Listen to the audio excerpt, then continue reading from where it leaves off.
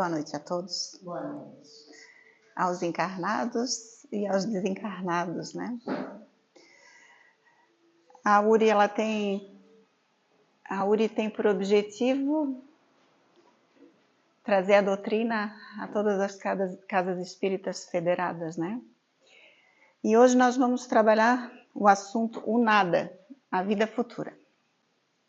Tornou a entrar Pilatos no palácio e chamou Jesus e disse: Tu és o rei dos judeus? Respondeu-lhe Jesus: O meu reino não é deste mundo. Se o meu reino fosse deste mundo, certo que os meus ministros haveriam de pelejar para que eu não fosse entregue aos judeus. Mas por agora, o meu reino não é daqui. Isso está em João 18, 33, 36. E tem uma outra frase que também fala sobre o reino que não é daqui, né? Sobre a vida futura.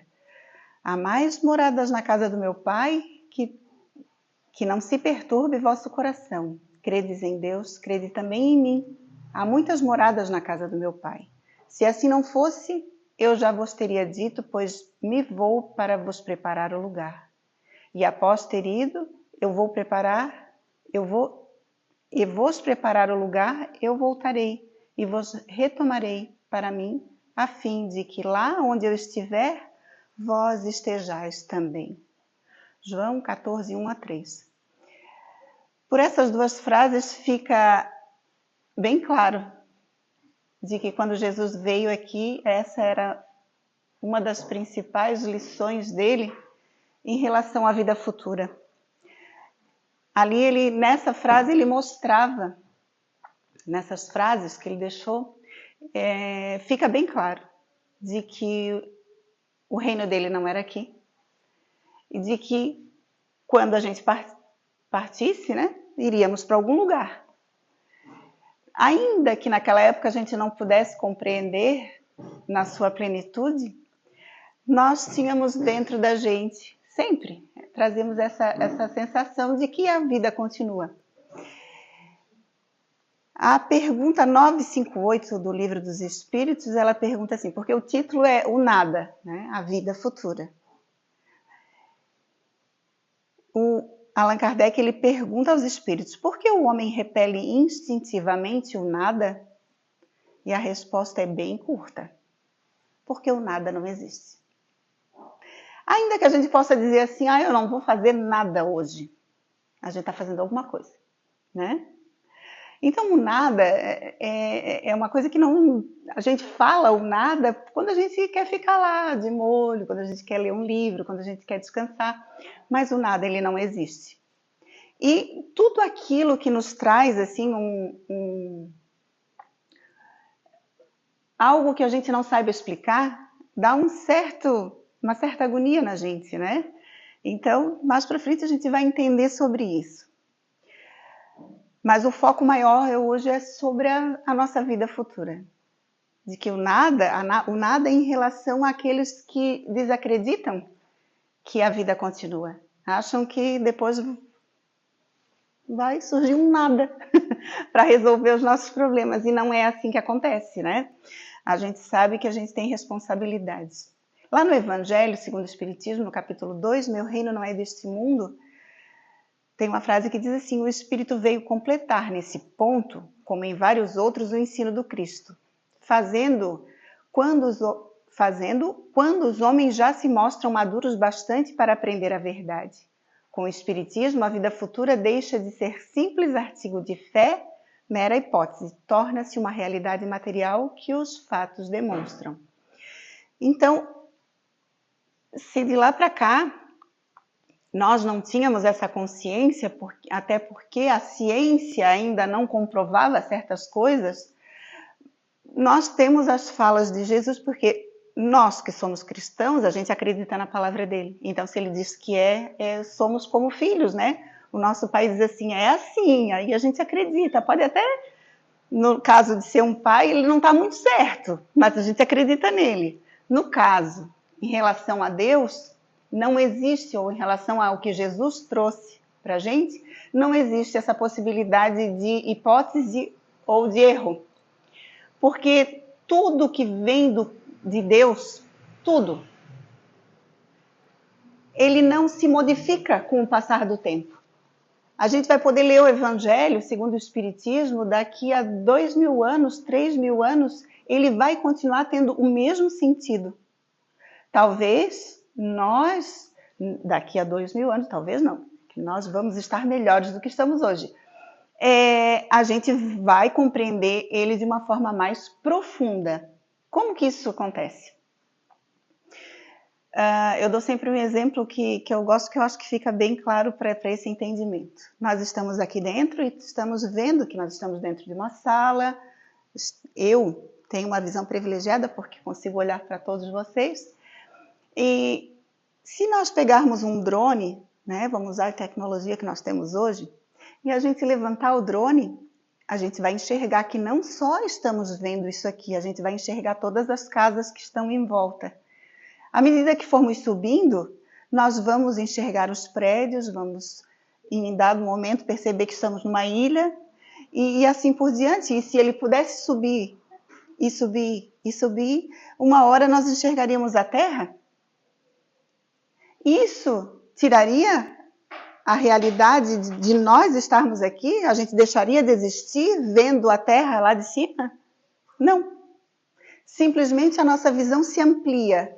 A gente continua sabendo que existe uma casinha agronômica, onde pessoas se reúnem, mas que visto lá de cima a gente não enxerga, mas a gente sabe que estão ali. Então as coisas de Deus são assim, elas nunca deixam de ser. Não existe erro, não existe... Quem faz essa confusão toda somos nós. Que a gente faz mais interpretações e que depois a gente vai, com a medida do que o tempo passa, a gente vai compreendendo melhor. Então tudo que é de Deus é do jeito que é e não se modifica. Se a gente encontra alguma diversidade de fala, é do homem que não interpretou direito. A descrição da vida futura é tão circunstanciadamente feita, são tão racionais as condições ditosas ou infortunadas da existência dos que lá se encontram, quais eles próprios pintam, que cada um aqui, a seu mau grado, reconhece e declara a si mesmo que não pode ser de outra forma e que daí ressalta a verdadeira justiça de Deus.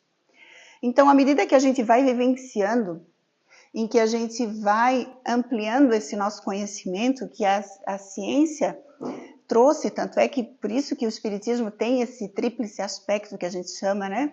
Que é a ciência, a filosofia, a religião, um complementando o outro, nos dando as provas da existência da vida futura, da existência do outro lado dessa vida aqui, que é tão dura, que é tão difícil. A gente tem momentos de alegria, mas é sempre com uma luta muito grande, né?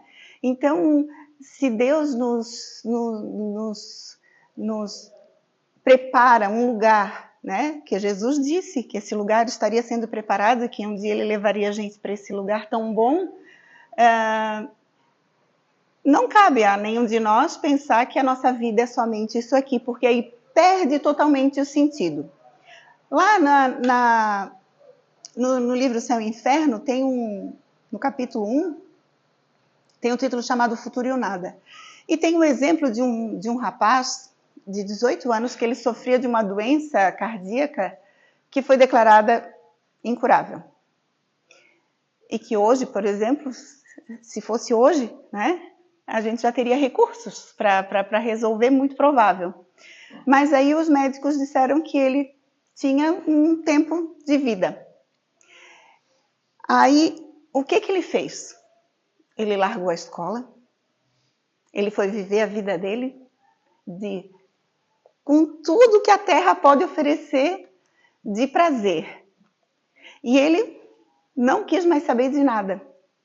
E aí o livro nos alerta que, falando dele, né? Que importa já que só tenho 2 anos de vida, de que me serviria cansar o espírito a aprender. Olha a visão, né? Pra gente isso é um absurdo, né? Mas muita gente pensa que é assim. E muita gente também, quando chega no limiar, assim, que se vê ali, ó, com a possibilidade de partir, muda a sua forma de pensar. Porque aí sim, acende dentro de si a mensagem que a gente traz da espiritualidade, dizendo assim, ó, a vida não cessa. O que vai ser de mim? O que vai acontecer? E muitas vezes esses momentos que as pessoas ficam internadas em hospitais, ficam passando por essas provações difíceis, e que a gente diz assim, nossa, coitado, sofreu tanto tempo, nossa, ficou 1 ano e pouco no hospital internado, com tanta dor, por que se prolongou tanto? Porque Deus dá a oportunidade dessas mudanças de pensamento. E muitas vezes esses momentos são extremamente importantes para o retorno para a vida espiritual. Quando a gente fala desse caso do menino, é um caso que a gente chama de niilismo. E eu vou dizer para vocês o que é niilismo. É a rejeição ou ceticismo quanto ao valor e propósito da vida e da existência. Surgiu como um movimento distintivo na Rússia no século XIX.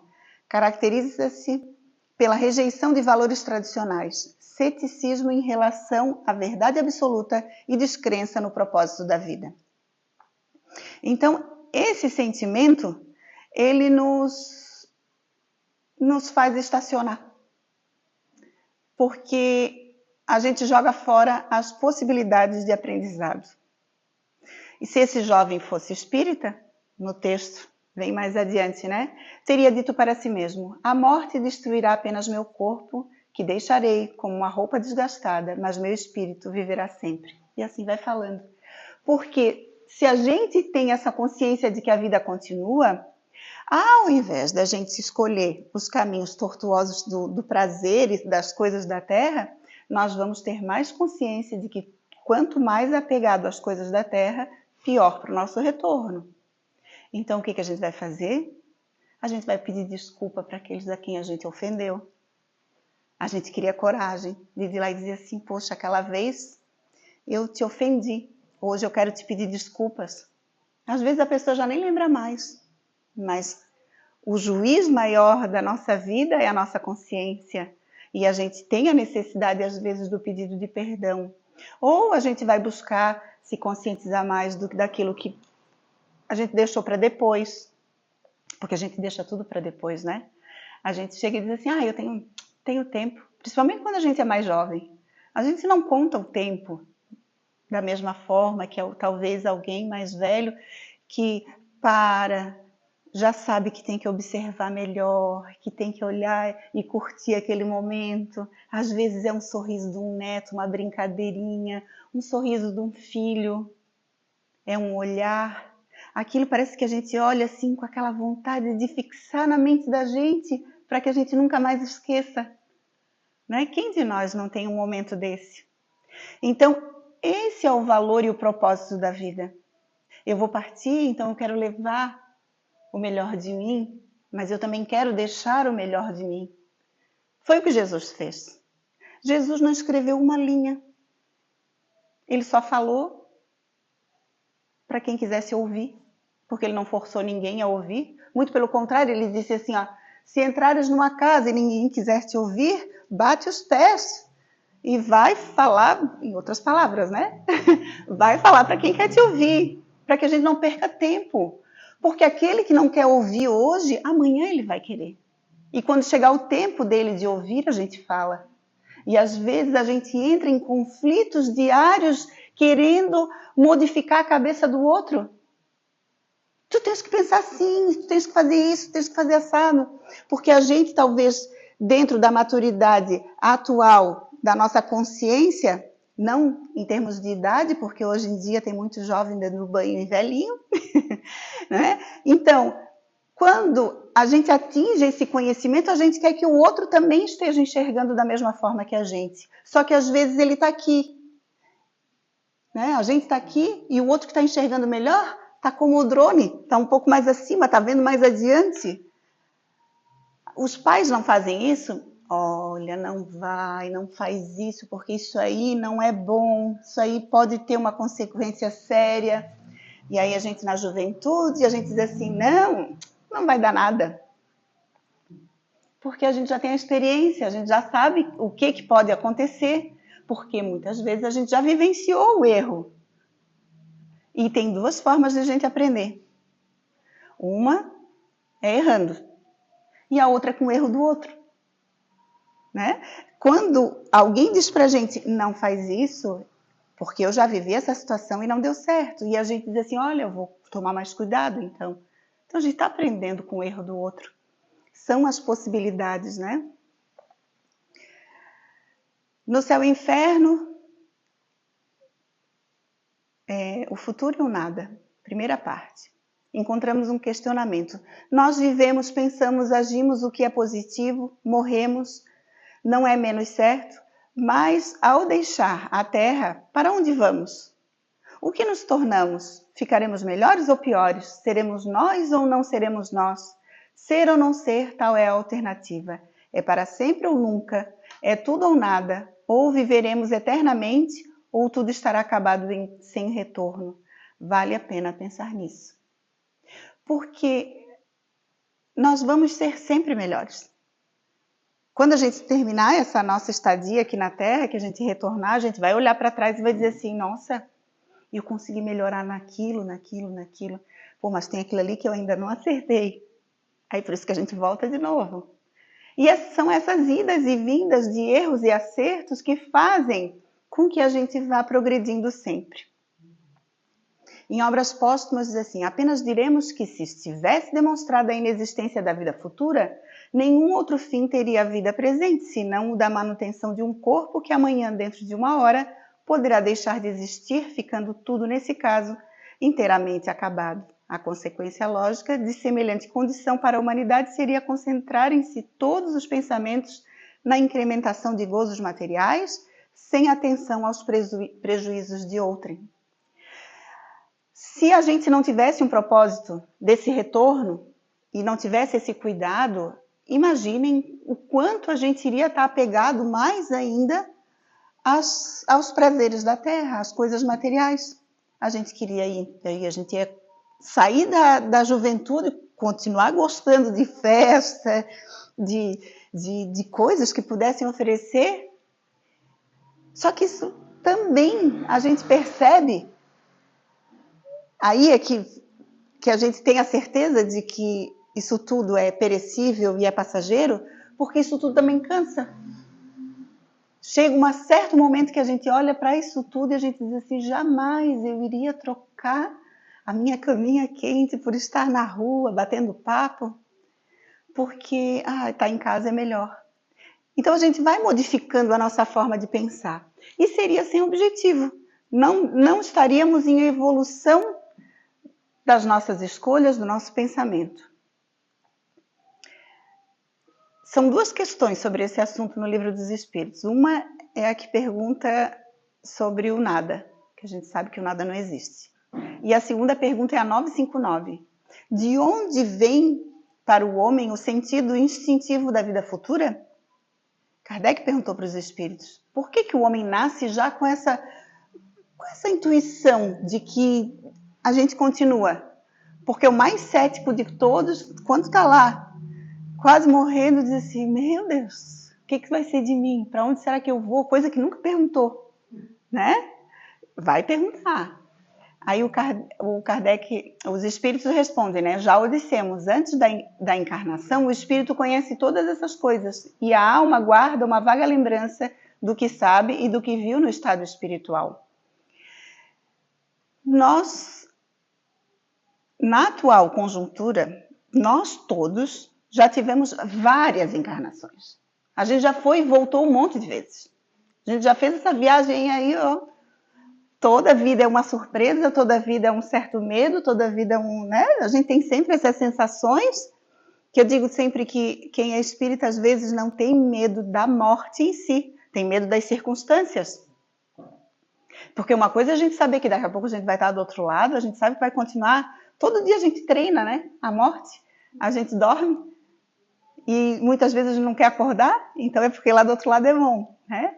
Então eu digo que a gente tem muito medo da circunstância, não da morte em si. Porque se nós soubéssemos, por exemplo, se eu soubesse que ao acabar a palestra aqui, eu chegasse ali fora e fosse receber um tiro, O medo é da circunstância, é da forma que vai acontecer, não é da morte em si. Porque primeiro que a gente não tem lembranças, né? A gente não lembra como que é o procedimento, como que acontece. A gente lê nos livros, mas uma coisa é ler, a outra é a gente passar pela situação. A ideia do nada... e tem um comentário do Kardec. Em todos os tempos, o homem se preocupou com o futuro de além-túmulo, o que é muito natural. Qualquer que seja a importância dada à vida presente, ele não pode deixar de considerar quanto é curta e, sobretudo, precária, pois pode ser interrompida a cada instante e jamais ele se acha seguro do dia de amanhã.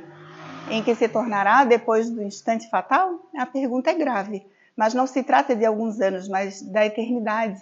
Aquele que deve passar longos anos num país estrangeiro se preocupa com a situação em que se encontrará no mesmo. Como não nos preocuparmos com a que teremos ao deixar este mundo, desde que o será para sempre? Se a gente vai viajar para algum lugar, a gente se preocupa, né? Como agora, se alguém está vindo do Nordeste para cá, sai lá do calorão, chega aqui, quando sai do avião ou do ônibus, vai sentir esse frio que está aqui. Então a gente se preocupa com algumas coisas, a gente tem alguns cuidados. E por que a gente não lembra de investir nesse cuidado para o nosso retorno? Isso é o trabalho da nossa mudança de pensamento, mudança de atos, mudança de atitude, que é a nossa reforma íntima. A gente vai se melhorando, vai aparando as arestas, porque quando alguém diz assim, poxa, tu é teimosa, né? Aí eu digo assim, eu sempre fui, né? Aí eu digo, é a síndrome da Gabriela. Eu nasci assim, eu cresci assim, você sempre assim, só que a gente sabe que não é para ser. Eu sou teimosa, é onde eu tenho que trabalhar. Vou ter que ceder. Eu vou ter que baixar a minha velocidade aqui para poder entender o que está em torno de mim, para que eu não seja tão impulsiva, porque o teimoso normalmente é impulsivo. Então, tudo é um exercício que se faz. A ideia do nada tem algo que repugna a razão. O homem mais despreocupado nesta vida, chegando o momento supremo, pergunta a si mesmo o que será feito dele e involuntariamente fica na expectativa. Então, todo mundo tem essa ideia formada sobre essa vida futura. Nós não chegamos aqui na Terra assim, sem informação nenhuma. E hoje, cada vez mais, a gente percebe, através dessas crianças, quando a gente vê na internet um pequenininho, os dedinhos pequenininhos tocando piano, eu com duas mãos tão grandes, não sei tocar. E eles vão lá e já sabem, trazem essa informação. Se a gente traz informações desse tipo, dessa natureza, vocês imaginem em relação à vida além daqui da Terra. Então, todo mundo tem essa impressão e todo mundo sabe. Tanto sabem, na última palestra eu ainda comentei, eu disse assim, olha, todo mundo sabe o que é certo e o que é errado. Por que quando a gente faz coisa errada, a gente faz escondido? Não é? Eu sempre digo assim, cuidado, digo lá em casa. Se tiver que fazer alguma coisa e não puder contar para a mãe, não é legal. Não é uma coisa boa, porque tudo que é bom e a gente pode contar para os outros, tem menos chance de dar errado, né? Crer em Deus sem admitir a vida futura seria um contrassenso. O sentido de uma existência melhor está no fórum íntimo de todos os homens e Deus não os pôs ali à toa. A vida futura implica a conservação da nossa individualidade após a morte. Que nos importaria sobreviver ao corpo se a nossa essência moral tivesse de perder-se no oceano do infinito? As consequências disso, para nós, seriam as mesmas do nada. Então, digamos que a gente fosse para qualquer lugar, ficar perdido no espaço, não faz sentido. Não faz sentido a gente ter tanta coisa linda, ter um planeta, planeta com um lugar bonito. Você imagina o que deve ser um paraíso? Hoje nós temos o auxílio da internet, porque a internet ela pode ser danada para algumas coisas, mas ela é boa para caramba para a gente poder conhecer o mundo, conhecer as coisas, traz tanto conhecimento para a gente Quanto lugar lindo e maravilhoso! Como é que Deus cria uma infinidade de tipo de flores, de animais, de insetos, cada um com a sua beleza, cada um com a sua cor, para depois assim, quer dizer, brinca de bobo? Não, né? Ficar fazendo as coisas para serem destruídas e simplesmente deixarem de existir. Se aqui é assim, eu só imagino que deva ser um lugar das altas esferas. Então é esse o cuidado que a gente deve ter. Na Revista Espírita, em 1862, nenhuma criatura que reflita deixará de se preocupar com seu futuro após a morte, o que bem vale a pena. Quem é que não liga mais importância à sua situação na Terra durante alguns anos do que durante uns poucos dias? Mais ainda, durante a primeira parte da vida a gente trabalha, extenua-se de fadiga e se impõe toda sorte de restrições para na outra metade garantir-se um pouco de repouso e de bem-estar.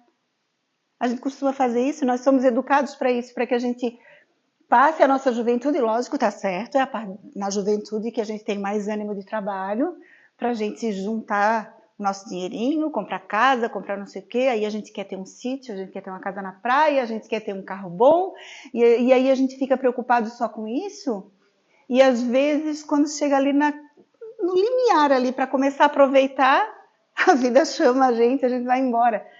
Então, se a gente tem essa preocupação aqui, que não está errada, tá?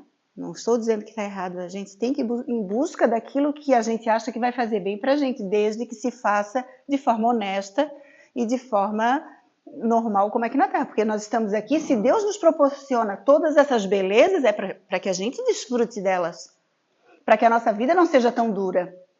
A gente mora numa ilha, olha quanta coisa linda, cada canto que a gente vai, desce ali, está na beira-mar, é um cartão postal para cada lado. É para a gente usufruir. Se a tecnologia avança para que tenhamos carros, computador, tenhamos essas coisas, então vamos trabalhar, vamos ter. Mas aqui o chamado é para que a gente cuide também de dar uma melhorada no nosso íntimo. Se a gente melhora de carro, vamos melhorar o nosso íntimo também. Vamos ser mais generosos. Falamos agora, a leitura foi sobre a bandeira de Ismael, né?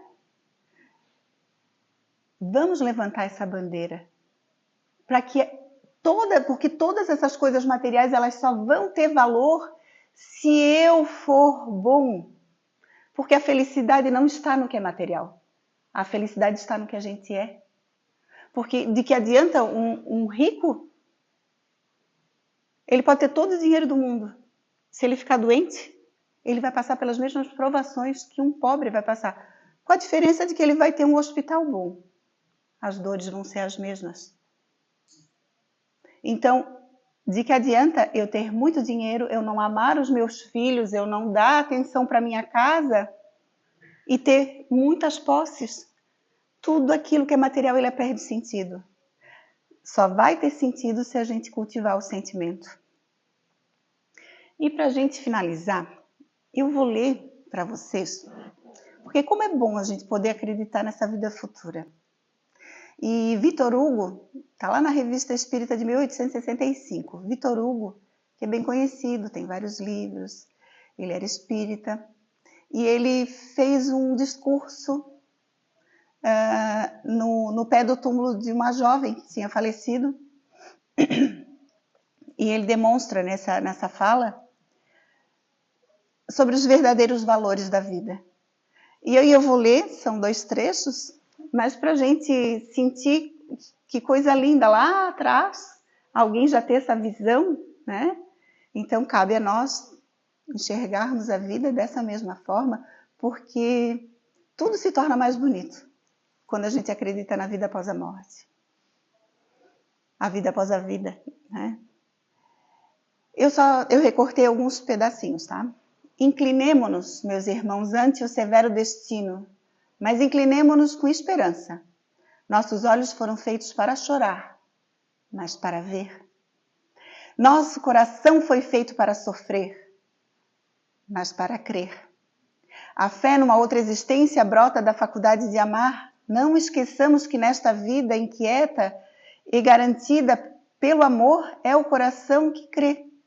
O filho espera encontrar seu pai e a mãe não consente em perder seu filho para sempre. Essa recusa do nada é a grandeza do homem. Quem quer perder um filho não quer ter a certeza de que vai reencontrá-lo? Ou uma mãe querida? O coração não pode errar. A carne é um sonho porque ela se dissipa. Se esse desaparecimento fosse o fim do homem, tiraria a nossa existência toda a sanção. Não nos contentamos com esta fumaça que é a matéria. Necessitamos de uma certeza. Quem quer que ame, sabe e sente que nenhum dos pontos de apoio do homem está na terra. Amar é viver além da vida. Sem essa fé, nenhum dom perfeito do coração seria possível. Amar é o objetivo do homem, seria o seu suplício. Este paraíso seria o inferno. Não, digamos bem alto que não, pois a criatura amante exige a criatura imortal. O homem necessita da alma. Vai, alma! O prodígio desta grande partida celeste que chamam de morte é que os que partem não se afastam. Estão num mundo de claridade, mas assistem como testemunhas eternecidas ao nosso mundo de trevas. Estão no alto e muito perto. Ó, quem quer que sejais que vistes desaparecer no túmulo um ser querido, não vos julgueis abandonados por ele. Ele está sempre aqui. Ele está ao vosso lado mais do que nunca. A beleza da morte é a presença inexprimível das almas amadas, sorrindo aos nossos olhos em lágrimas. O ser chorando desapareceu, mas não partiu. Não mais percebemos o seu rosto suave. Os mortos são invisíveis, mas não estão ausentes. A estas palavras notáveis não falta absolutamente nada além da palavra espiritismo. Não são apenas a expressão de uma crença vaga na alma e na sua sobrevivência, ainda menos o frio nada, sucedendo à atividade da vida, enterrando para sempre sob seu manto de gelo o espírito, a graça, a beleza, as qualidades do coração. Também não é a alma abismada nesse oceano do infinito que se chama o todo universal. É efetivamente o ser real, individual, presente em nosso meio, sorrindo aos que lhes são caros, vendo-os, escutando-os, falando-lhes pelo pensamento, que de mais belo, de mais verdadeiro que essas palavras, amar é viver além da vida. Sem esta fé, nenhum dom perfeito do coração seria possível, pois amar, que é o objetivo do homem, seria o seu suplício. Este paraíso seria o inferno? Não. Digamos bem alto que não. A criatura amante exige a criatura imortal, o coração necessita da alma.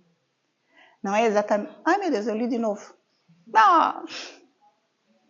Eu levanto o olho e me perco. Mas vamos lá. Ó vós céticos que rides, você já devia ter me dito. Ó vós céticos que rides de nossas crenças, ride, pois, destas palavras do poeta filósofo, cuja alta inteligência conheceis. Direis que é um alucinado? Que é louco quando crê na manifestação dos espíritos? É louco quem escreve? Tenhamos compaixão dos castigados. Ah, quem somos nós mesmos? Quem sou eu? Eu que vos falo? Que sois vós que me escutais? De onde viemos? É certo que nada fizemos antes de nascer. A terra não deixa de assemelhar-se a uma prisão. Quem sabe se o homem não é um reincidente da justiça divina?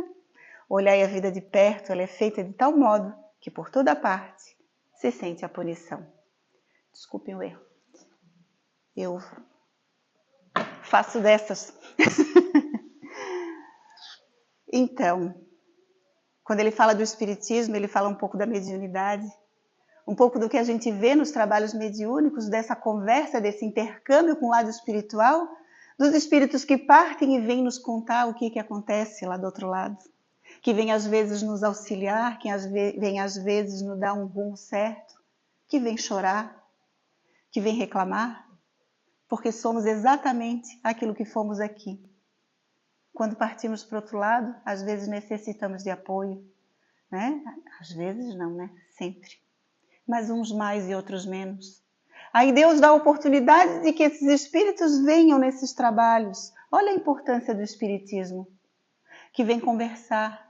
É onde damos um aconchego, uma palavra amiga, orientamos na medida daquilo que conhecemos, porque também somos errantes. A gente diz para eles, olha, também estou na mesma busca que a tua. E ali a gente apazigua um coração, a gente dá um rumo, a gente oferece um trabalho, assim como nós necessitamos disso tudo aqui na Terra. Que Jesus, o nosso Mestre, possa permanecer com todos nós no nosso retorno para a nossa casa, e muito obrigado pela atenção de vocês.